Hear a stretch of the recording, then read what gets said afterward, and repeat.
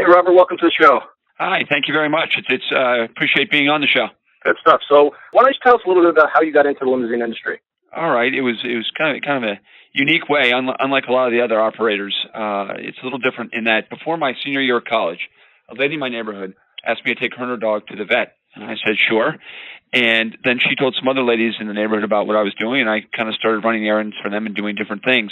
So to graduate, I had to write a senior thesis. I went to Washington College, and it's a small liberal arts school in Chestertown, Maryland. And to graduate, I had to write a senior thesis, and I was able to talk my thesis advisor and let me do a paper on how America had switched from an industrial economy to a service economy, and i.e. a business plan for a company that was going to be called Errands, E-R-R-A-N-D-S, Errands Plus Inc., like running your errands. So I did the paper, and I graduated, and I was fortunate. I got a brand new car for graduation. I got a 1988 Saab. And I said, I'm going to give this business a try. So I started in my parents' basement, and I started running people's errands and driving senior citizens around. And it probably really should have been called anything for a buck, because that's basically what I was doing. And then from there, it kind of slowly evolved into a livery service where I had a guy who he had me taking his daughter to and from school, and he said, "Can you take me to the train station?" I said, "Sure." And it turned out he happened to be the vice chairman of a commercial real estate company. And so I started taking him to and fro other day, and he told me about other people in the office. And I learned pretty quickly that they were willing to pay a little bit more money and were using me a lot more frequently than the senior citizens. So from that point on, I kind of started shifting into becoming a corporate company. And when he said, will you put a phone in the car? And this was, before everybody had their own phone, that made things really, really popular because other people wanted to be able to be driven by somebody where they can make phone calls at the time. And it kind of went from there. Interesting. Okay, let's fast forward to present day. What does RMA look like today? How big of a company is it? What kind of vehicles do you have? What markets do you serve? Well, like everybody, we have a worldwide network. We're based, in Washington. We're based in Rockville, but we serve the whole Washington, Baltimore region, and we have just over 120 vehicles here, over 200 employees. We have a very active worldwide network. We have a setup in New York where we have our own trained chauffeurs and cars, and that's really done well and grown. We have a taxi cab company that's will be 2 years in July, and we own a BP, or I should say I own a BP service station right down the street from our offices as well. So we've kind of evolved and grown into multiple different things. Very nice. That's quite an expansion over the years. What would you attribute that growth to? Staying focused. I mean, the thing is, there's two things. It's looking for opportunities in how you can expand your business and stay within. We're very good at service. We understand service. So we looked and found businesses that obviously the taxis and transportation. We also have a shuttle company, and that's in transportation as well. The gas station was a great need because it's got 3 bays, 12 pumps, and a convenience store. And I got tired of paying 3 different prices for a brake job. So I said, why don't we see if we can bring this in-house and make it a separate business and serve 2 needs at once. And that's kind of what we did. And so it was kind of finding the synergies in each thing and then making them support one another. Gotcha. Okay, so let's talk about opportunities. You said being able to look for opportunities. Can you give me an example where you had 2 different opportunities and you chose to go with one over the other, and why you did that? Let's say, for example, the gas station or even the taxi business in the last couple of years. Like, why did that move? Well, the taxi business was we're in a suburb. It's called Montgomery County, and it's a controlled market, and there are only so many taxi licenses that are out there, and they issue new ones based on population. And there were 4 taxi companies in the county, and they were going to do a new offering, and I knew somebody there, and he said, "Hey, you know what? You may want to try. You never know." So we were one of 7 companies that applied for these licenses. We were the only one that wasn't a pre-established taxi cab company, and so we kind of brought a new twist into it, where we kind of pitched the idea that we're a limousine company that is going to get the same kind of service to a taxi cab company. And we thought, what a great way to kind of vertically market our clients. And that if we were aware of these licenses, we have a lot of clients that say upper management can use sedan service, which is the majority of what we do. And there are a lot of people below that who can't, who are using taxi cabs. So it just gave us another weapon, I guess you could say, to market to our clients. And we said, let's do the application. It was like a 57-page application. It was a 2-hour PowerPoint presentation with questions, and they liked what we had to say, and we were awarded 14 taxi cab licenses. And now we're hoping they're going to do another offering. We'll be able to expand our fleet. But in the meantime, there are individuals who have their own licenses, and they have to affiliate with a company. And we're having success with these individual operators who want to affiliate with us versus one of the other companies, I guess because they like the way we treat them. Gotcha. Okay. And is the taxi business mostly corporate work, or is there a lot of retail work in there as well?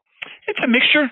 It's a mixture. It's a little bit of both. We certainly have had good traction on the corporate side of it, where we're right near the National Institutes of Health, and they can order 10 cabs at a time, where they don't necessarily qualify for a black car service, like a sedan service. And then we have private companies that just want to get maybe a candidate that they're interviewing in and out from the airport or something like that. So it's been a little bit of both. It's definitely, and the neat thing about the taxi business versus the limo business, in the limo business, you work very, very hard, first of all, to keep your cars busy, which we do in the taxi business, but to own the customer, if you will. That in that the customer's ours, and when we're really busy, we do great. But if we're not real busy, you've got cars and you're not doing so great. We're in the taxi business, the way we're collecting rent every day. So our customer is truly the taxi cab driver.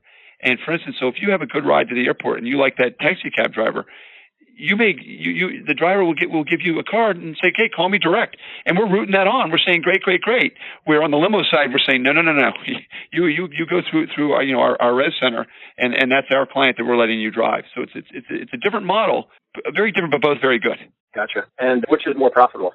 Well, when you're super busy in the limo side, we have a lot more vehicles. That's more profitable. But every day, the cabs are collecting rent. It's different because cabs or whatever I think wishes the limo business would be. Let's just say we have 20 cabs. And I know if they're rented every day, I know exactly the revenue I'm going to bring in. I know what my expenses are every day. And I know at the end of the month what I should bring in. There's really very little variance. Or on the limo side, you may have everything out of your garage one day, and the next day maybe half will be out, and then the next day a third, then the next day everything's out. So it's kind of fluctuating. You really need to keep control of your fixed expenses so that on the slow days, you're able, you don't have too much infrastructure that you can't be profitable. And on the busy days, you have enough infrastructure so you can serve your clients. Gotcha. Let's talk about marketing for a second. Let's talk about marketing for the limousine business. What's your take on marketing? Marketing is I think, a funny and great word that's used in a lot of different ways for a lot of different things. Marketing / promoting / advertising. For us, we're very fortunate. Our marketing is very much organic in that we take, it's taking care of your internal client, making sure they're happy, staying in communication with them, and seeing how, if it's a corporation, how you can market within that company to capture maybe more market share if you're not doing it at all, or how, you make sure you stay in front of them and they're constantly thinking of you, whether it's, for dine around with buses or to take the executives to and from the airport, or when their CEO is jumping around Europe, that you have a car waiting for them for every stop. But then there's also the marketing where, the social media marketing, which is very important and very good, where, it kind of makes you a little more three-dimensional with people in the marketplace so that they understand a little bit more about what makes your company tick, hopefully if you do that successfully. But there's no replacement for the human marketing. In that I go out a lot and meet people and just try and say, hey, I'm here. I'm a nice guy. I hope if you have a need, you'll consider using us. And we have a sales team that does a lot of that type of thing as well. Gotcha. Okay, let's talk about the sales team for a second. A lot of the smaller operators would love to have a salesperson on staff, but maybe they can't afford a salary for that person, or maybe they can't get the right person on commission only. How do you structure a deal with the salesperson? You got to figure out not only what you can afford, but more importantly, what are you looking for? We're in a lot of limo companies. A lot of people wear multiple hats, and I think depending on the size of your company, you need somebody that can do that. Where you may want to get somebody who you put on a salary and a commission. Because the person you get, it tends to be a longer sales process here for that person to make a living. So if you're going to get somebody good, you got to pay them some sort of salary and then incentivize them with a commission. But for that salary, you got to make sure you're getting other value, whether it's going on site when you have a multi-car move, whether maybe they're helping out early on, again depending on the size of your company, whether it's driving a little bit or understanding how your dispatch process works. I think early on, and again depending on the size of your companies, you want to make the salesperson a multifaceted player. I mean, I had somebody I brought in to do sales, and they ended up becoming our VP of operations away from sales because that's where their skill set was, but they were still a very, very valuable person for the company. And I think, in any company, if you have people who just specialize in one thing, you're eliminating your brain power. And back to your original question of how do you get somebody, how do you structure a deal? It's structuring it so that it's a win-win, so that, you're paying them. And if they're not bringing in money, business right away, you're not upset. And if they're not making enough money, they're upset. It's kind of having an upfront agreement so that everybody's expectations are managed. And saying, if you're not out, if you're out at a mixer one night, okay, fine, I don't need to see you at 8 a.m, but being reasonable is what I think is required of the sales, because the sales process is changed with social media and all the other avenues to meet people and to garner business. Gotcha. You said something really important, the importance of managing expectations. I think even from an employee level, but also on a client level, being able to manage what a client can expect from your service is so important. How do you work that into your business? Is that through training? Is that through staff meetings? How exactly do you get the importance of that across to your staff? Managing expectations is everything. And when you said to your clients, clients are interesting in that is that the one thing that I think that we could do better, and I think most companies, is always communicate more with your clients. Telling them, like, when I say manage expectations, so I'm going to start with the client, work backward, because at our company, everything starts from the client and it works backward, and it kind of ties into the answer in that from the minute people walk into our office, they are told everything is about the client. Everything we do here is about the client, and we need to keep our clients happy. And they make sure that they understand that whether they're with us a day, a week, a month, 3 months, a year, clients are here forever, and that is drilled into them from the interview process. And so once people understand that, then managing expectations goes to how do you manage the employees' expectations.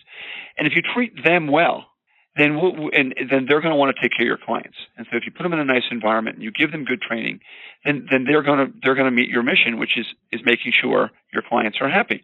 And you keep your clients happy by keeping them informed. Telling them, we meet with our clients and tell them how many rides we did with them every quarter, how many, if there are any incidents, what we did was over and above. It's keeping everybody informed. And more importantly, it's telling our clients, when in the onset, managing it, we're not a perfect company.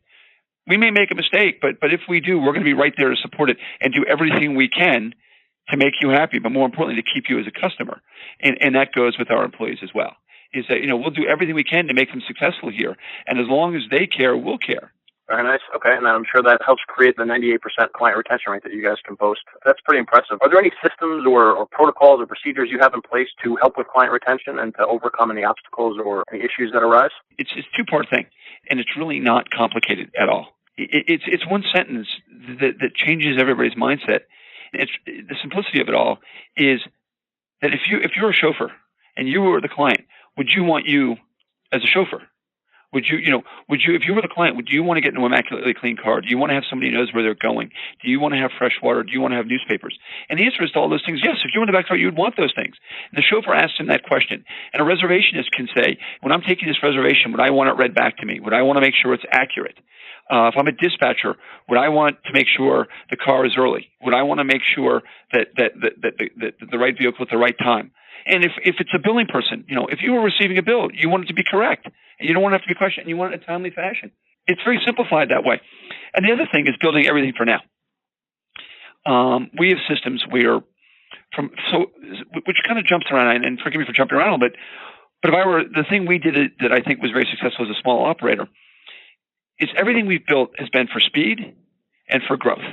And we spend a lot of time here thinking about, okay, if we're 120 some cars now, and we put a policy or do something, how is that going to hold if we're 150 cars or 170 cars? If we're doing 400 rides a day and we want to do 700, will this make sense at that point? And if the answer is no, or we're not sure, then you probably don't want to do it, right?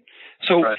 If it takes somebody, 5 minutes to take a reservation now, well, if you're doing 100 reservations a day, I'm saying you're a smaller company, well, 5 is a long time. How do you make it so you can do it in 3 or do it in 2? And if you're, dispatching cars, if it takes you 3 hours to get a car and a client wants a car in an hour, your system needs to be able to support that. You need to be able to support what your client wants when they want it. Okay. Let's talk about growth. How do you set goals for growth in your company? Oh, we do it through bonuses, through compensation reviews every month. Everybody in the company is on bonuses, and it's based on performance and company growth. So our sales team has certain goals they need to meet. Operationally, we have goals we need to meet, and everybody's very aware that you could say a simple rule of thumb for a company would be 20% growth each year, and people know where they are, and we have open book management, and people have a pretty good understanding of what we need to do to achieve that. And that's not for every company, but it's a pretty good rule of thumb. Got it. Okay. 2 things. I want to talk about open book management. We'll get back to that in a second, though. Can you just give me an example of, you said that you bonus, or at least you review monthly, and then your employees are on a bonus system. How do you bonus a Limousine business employee? Can you don't have to get specific, but maybe give me some idea of how a small business could add in bonus incentives for a regular employee, not a salesperson?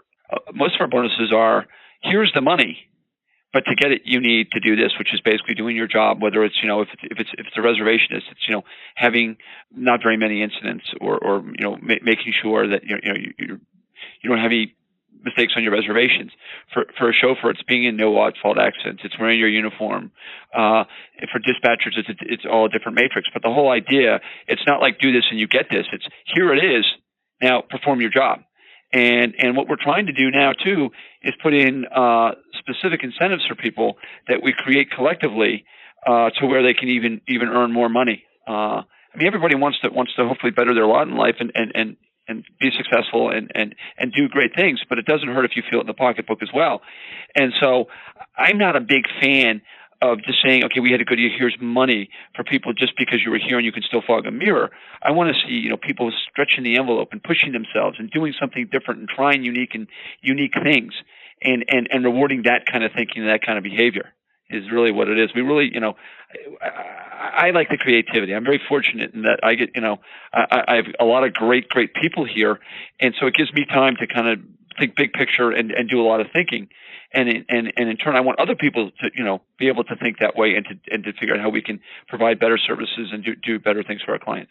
Gotcha. Okay. Your style of management sounds very familiar to me. I read several times the Jack Stack book, The Great Game of Business. Mm-hmm. Is that something you're familiar with? I've heard of it, but I can't say that I'm overly familiar with it. It sounds like something I should read. Yeah, absolutely. It's a phenomenal book, and it teaches open book management, which is basically what you're describing, that the employees know the numbers and they're incentivized to grow because they actually see, based on their efforts, how the company performs, and then are directly incentivized for their behaviors and for their actions, and just motivates a team for growth. I just knew early on for me there was a lot of pounding my desk on that my head on the desk, and that why did so and so make this mistake? How do I get to change this behavior? And there's different kinds of discussions you have with people. But once you say to somebody, listen, this mistake costs us $100, plus it costs us goodwill, or because you did this, we had to farm this out, and we didn't make as much money, blah, blah, and people start really seeing how the dollars equate, then it becomes very real to people. And that's what you want to try and do is make them feel like they have a part of the big picture. And it becomes very, very powerful stuff. If you're a small business owner, you have, say, less than 10 vehicles, what's the first number you show some of your employees, whether it's your drivers or your dispatchers or whoever? Most of them would have fear, and they'd like to keep that close to the chest and not show the numbers. But I know, and it's not. And I hear that a lot. That's the interesting thing about this business is there are a lot of people who it's an easy business to get into. In the old days, you buy a limo, you take an ad out in the phone book, and now you're a CEO of a company because you own a business. Well, it doesn't necessarily mean you have the skill set or you're a good chauffeur or something like that. And people get very, worried because they think, oh, I'm the owner. The chauffeurs think I'm making all the money. I can't share with them. Well, okay, it's your internal staff that need to understand. The people that can influence your business positively or negatively are the ones you want to share with us. And I'm not saying you need to get down to a granular level and tell them where every penny and all that, but it's more, each level of my team gets a different look at, say, the P&L or the income statement based on what you're using. I think from when I think about my earlier days and other small operators I talk to, it's how do you build, raving fans within the company? How do you build partners within the company? And I think the more you share, and certainly the more you're honest about, the more they're going to feel part of it. Where if you're, sitting in your quote unquote Ivy Tower and just kind of pulling the levers, well, then people aren't going to buy in. They need to understand, hey, we had a great month. This is what we did. Blah, blah, blah, blah, blah. This is how you had a part of it. And so, they don't need to necessarily see how much, the total income is if you're not comfortable with that. But there are other metrics that you can share, whether, the gross sales, say this month we did this in sales and this is what it cost. And this is where at the end of the day. So all of a sudden they think, okay, the Mr. Owner's making, let's just say in a smaller company, you did $10,000 that month. They think Mr. Owner's making all this money, but what they may not realize at the end of the day, maybe the owner's only making $1,000 or $2,000. And so you can tell them that, but if you show them that, it becomes real. It's three-dimensional. Got it. Okay, I like that. What advice would you have for a small operator? Someone just getting started or someone that's been around and they're stuck at 3 or 5 or 10 car range and they just can't seem to break over into that next level? Figure out what's limiting you. I find that, when I speak and to different people that are smaller operators, I find a lot of times their biggest challenge is they're trying to do too much themselves. They're not good delegators. I understand, you need to drive the job when the client's calling and, sometimes you need to run out. But that can't be your primary duty. You can't run the company from behind the wheel of a car. That's first and foremost. And if you're the best chauffeur, well, then find somebody to manage the company, somebody who can do that and keep growing and keep thinking big picture. This business can be all encompassing. People can work 7 days a week, 12 hours a day, blah, blah, blah. I did that. When I started my company, I did it for 7 years, but that was a necessity back then. But would I do that now? Not in a million years. And it's figuring out people who are smarter than you can help you grow and be bigger. The other thing I would say for a small operator, and this is a little bit different of a question, is know your numbers. Figure out, where you're profitable, where you're not. You see a lot of people saying, I just want to get to work, and so I discounted it down by this and that. But when you really figure it out, are you really making money at it? And so what happens is you think you're bringing all this money, but at the end of the day, you have either negative cash flow or you're truly not as profitable as you need to be or should be. And it starts kind of a death roll spiral where you kind of get stuck because you don't have the money to hire somebody to advance your intellectual firepower and to do some of the things maybe you're not as good at. So, hire good people with the numbers, hire good accounting people that can help you that, and be smart in understanding your business and what's driving the revenue. I mean, I think about the stories where I run into these guys at shows and they ask me, about buying cars, and guys like, I bought a Mercedes, or I bought this Escalade and it's the Mac Daddy and blah, blah, and I go, why'd you buy that instead of a Suburban? He goes, it's a great car and it's beautiful and it's got shiny wheels. I said, yeah, but does it make you any more money? The extra $15,000 or $20,000, are you making more money with that car? Would your passengers ride in a Suburban? And usually at that point, the conversation goes silent. I mean, if you're in LA or something like that, you have to do that because you want to compete with the bigger companies out there or whatever. Yeah, but in your normal markets, what vehicle is going to make you the most money? Not what vehicle is going to make you feel the greatest or support your ego because it's, the brand new S550. Well, if a town car is going to make you more money, or an MKS now or MKT or Cadillac, then buy that. Do you follow me? Absolutely. I think that's a great point. Many people buy too much metal way too early, and they just want to get their vehicle count up when really it'll crush their bottom line. Profitability is the most important thing. Farm out until you have the ride numbers to support that next vehicle or to support that higher end vehicle, whatever it is that you're thinking about purchasing. Profitability is everything. Providing world-class service to your clients, giving them a great service experience is number one, of course. But with that is you've got to do it and be profitable. Otherwise, there's no point. I mean, who wants a job? You want to build a company. You want to build something great, something people are proud to be associated with, something your clients are thrilled to use because they think you're the best at what you do. You want to take pride in all of that. But all of that has to be supported at the end of the day by a healthy bottom line. And that's what's going to help you grow because then you can leverage that into whether it's more marketing, hiring more salespeople, or new technology. It starts a positive cycle. And for us, I've always felt, it's the chicken and the egg. Do you get the client or the vehicle, or do you get the vehicle and the client? Well, I've always thought you get the client and then the vehicle. I know some people like to get the vehicle. It never worked for me. And maybe you can stretch, no pun intended, a little bit where the numbers, but more importantly, you should have more business. And then get the car. When I was smaller, I remember always feeling the dilemma. To get the big client, I needed to be big. To get big, I needed the big client. So I felt, what? I went to the big client and said, hey, they say, how many cars you have? I go, how many do you need? I'll have them out front, and they'll be shiny, and they'll be clean, and professional chauffeurs should know where you want to go. Give me a shot. And boom, it worked. And then when you deliver, isn't everything delivering the deliverables? Once you do that, then it gets easier. Okay, so I'm a small operator right now. What advice do you have for me if I want to go after those bigger clients and I don't have the vehicles? And how do I set up a relationship with a local person who potentially could be a competitor? How do I set up that friendly overflow relationship? Twofold. Be honest with the client you're pitching. Don't go after IBM and say you can service their worldwide network and do everything if you have no network set up or something like that.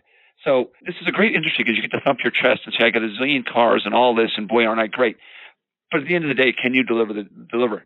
And so you may want to start with that big client on a small basis and kind of grow it as you go. But just as important is you need to have somebody you can trust and somebody who philosophically is on the same page as you are.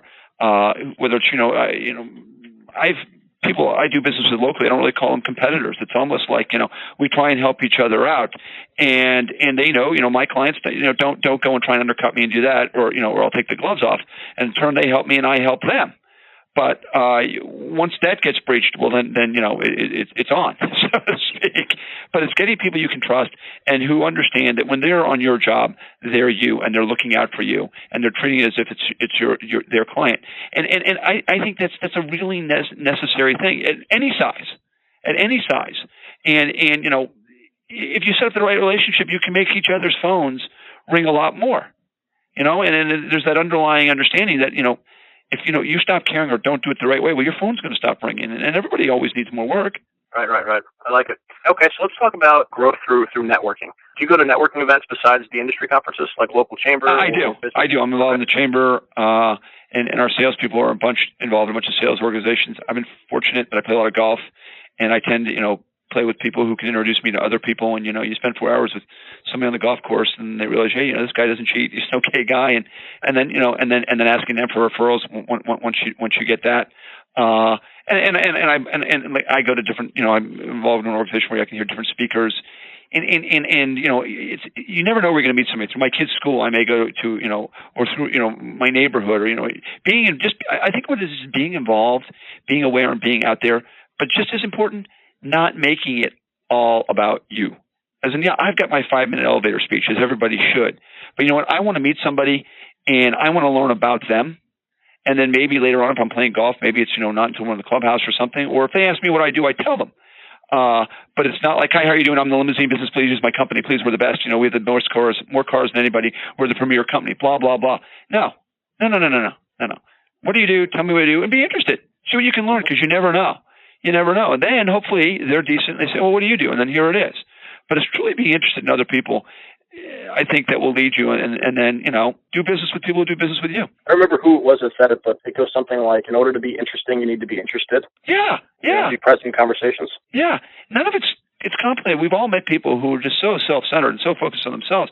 That's great, and hopefully they come around, but you don't want to be that guy. Right. You don't want to be that guy. Okay, so let's talk about referrals. So you've gotten business.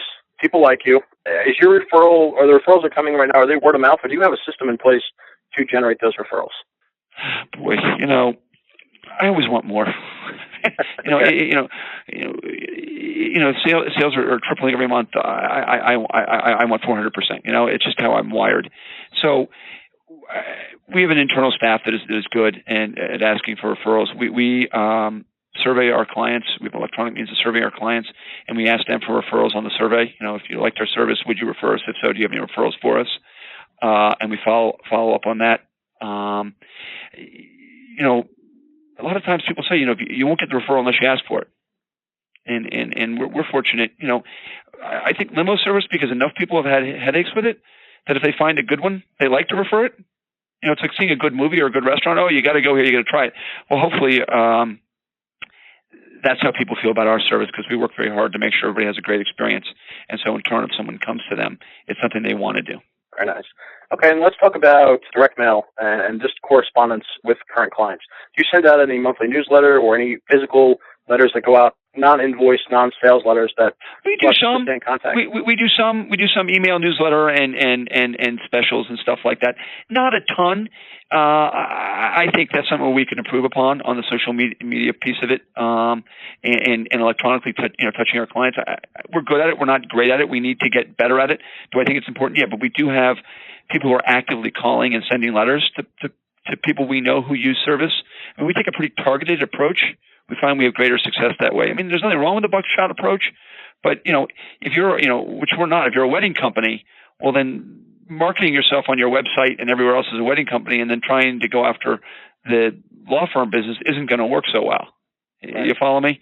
So we're pretty targeted on what we do, and that tends to work pretty well. At what point in your business did you niche down and go after corporate? Because right when you started, you said you went after errands and basically generally anyone that would pay you, but at what point did you say, okay, I need to niche down, I need to go specific to corporate? I think, again, the name of our corporation, one of our corporations is Aaron's, E-R-R-A-N-D-S, Aaron's Plus. And in 1992, we switched it to RMA, Chauffeur, Transportation, then went to RMA Worldwide, Chauffeur Transportation. I think around 92, we started realizing, we had limos and we were doing a lot of funerals at one point, so we know we need to fill those and do weddings and stuff. And we still do those, but they tend to be more for our clients, our corporate clients, or like proms, we do for our corporate clients. I think it was pretty early on. If you think about it, that's where the disposable dollars are. And so then what you do is you do have your retail business, which are your corporate clients going on vacation and stuff like that. But as far as, actually pretty much from the onset, we've been pretty much a corporate client, and probably 98%. When we say retail, it's individual travelers going to the airport. We don't do a ton of that, but we do a fair amount, but not but it's pretty much all from 92 on. So for most of our journey, it's been corporate focused. All right, two more questions. What would be the number one mistake you've made in your limousine business? Talked about this beforehand. There have been a lot of mistakes and a lot of things, man, if I could have done differently or I could have tried. And a lot of mistakes. Give me a couple of them then. One, it was a horrible day for everybody in this business. Was 9/11, and it was it was a mistake what I didn't do, but at the same time it was something we take pride in today. And that after 9/11 came, I was fairly optimistic that the business would come back quicker than it did. And a lot of people at that point slashed and burned their company, and that they sold cars and laid people off, and I didn't do that. I burned through $500,000 of money in keeping people around, and unfortunately some aren't here and some still are here. And so we took pride that we didn't do that we stood by our people. And I think the people that are still here from the really appreciate that and understood that the company will stand by them. But at the same time, it kind of had a negative reverberation on the company for some period of time, because we used a lot of resources to kind of keep things going without kind of having a clear future. And to add to that is I bought a gas station at the same time. That was in September and January. The deal was already well in works when 9/11 happened. I thought, okay, well, here's a good way to hedge my bet. And I bought a gas station, not really knowing the gas station business, but more importantly, not doing full due diligence and understanding that the Korean owners that I were buying from, that all their Bay business, and that's where you make money in the gas stations, were Korean. Well, I don't speak Korean, and so once they kind of discovered that, the Bay business kind of went sideways, and the station kind of suffered. And so I had kind of two businesses that were floundering at once. So I kind of had some challenging moments there, saying, what have I done?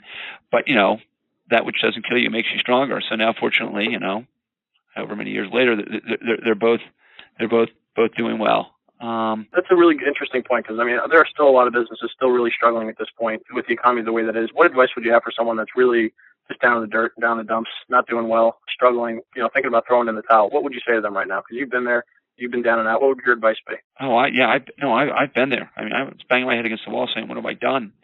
I stuck to my knitting. There's the expression "stick to your knitting," in that I went back and I said, what do we do well? What are our core things we do well, and how can we do them better? And if it was okay, maybe you kept your cars a little longer, but you stepped up your maintenance, and you made sure back that everybody was on the same page and said, this is where we are. We're at DEFCON 3. There's no room for errors. And I looked at everything. Another good example would be after the last downturn, after 2007. Prior to 2007, the company was roaring. Everybody was doing well. The economy was doing well. Everybody was doing well. And we had a lot of people here. And the joke was that if you needed somebody to sharpen a pencil, we'd hire somebody to do it. Well, now, if you need a pencil sharpened, you better know how to do it, and you better know how to sharpen a few other people's pencils while you're at it. We're not going to, you're not going to survive around here. And so it was making sure that everybody could help each other, and that we were all collective in it for this cause. So if you're down and out and struggling, go back to guerrilla marketing. Figure out, what made you successful in the past, what clients made you successful, and how can you leverage that the best you can. And are you working hard on the right things? There's no substitute for hard work. I'm not going to, I still work hard. I work 5 days a week, 9-10 hours a day. And, there's no substitute for that. And if you want to do great things, that's what's required. And so it's all how bad do you want it? How bad do you want to make this work? And you've got to make sure you have a plan and you understand it and you work that plan. That's really what it comes down to, is how bad do you want to be successful? That's great. Let's wrap it up right there. That's a great way to leave the episode. Robert, this has been awesome. Thank you so much. I've learned a ton. I had a great time. This was really fun. Oh, truly my pleasure. Thank you very much. I really appreciate it. And like I said early on, I get great value out of hearing other people's that you're interviewing. So keep doing what you're doing. Thanks, man. I appreciate that. Have a great day. You too. Thank you.